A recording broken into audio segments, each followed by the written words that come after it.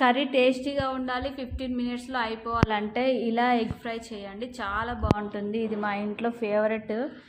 ఎలా చేయాలో చూద్దాం. ముందైతే ఒక కడాయి పెట్టుకొని అందులో ఆయిల్ వేయాలి. చాలా సన్నగా కట్ చేసుకున్న ఆనియన్స్ ఇందులో వేయాలి. కొంచెం జీలకర్ర వేసిన తర్వాత ఆనియన్స్, 2 పచ్చిమిర్చి, కొంచెం కరివేపాకు వేసి బాగా వేపుకోవాలి. ఇది గోల్డెన్ కలర్ వచ్చిన తర్వాత అల్లం వెల్లుల్లి పేస్ట్, కొంచెం పసుపు వేసి బాగా కలిపి మూత పెట్టుకోవాలి. ఆ తర్వాత వేగిన ఈ ఆనియన్లోకి నేను ముందే ఉప్పు వేసేసాను కాబట్టి వేయట్లేను. ఇక్కడ కారం ఎక్కువగానే పడుతుంది ఎందుకంటే ఆనియన్స్ ఎక్కువ ఉన్నాయి కాబట్టి. అందులో నేను కొంచెం గరం మసాలా, కొంచెం ధనియాల పొడి వేసుకున్నాను. ఇది కారం కొంచెం సేపు వేగేంత వరకు మూత పెట్టి ఉంచుకున్నాను. ఆ తర్వాత ఇందులోకి ఒక 5-6 ఎగ్స్ వేసుకొని, మీ ఇష్టం అండి ఎన్నైనా వేసుకోవచ్చు. కొద్దిసేపు అట్లా మూత పెట్టి వదిలేయాలి. ఆ తర్వాత మంచిగా కలుపుకోవాలి. ఇంకా కర్రీ అయితే రెడీ అయిపోతుందండి.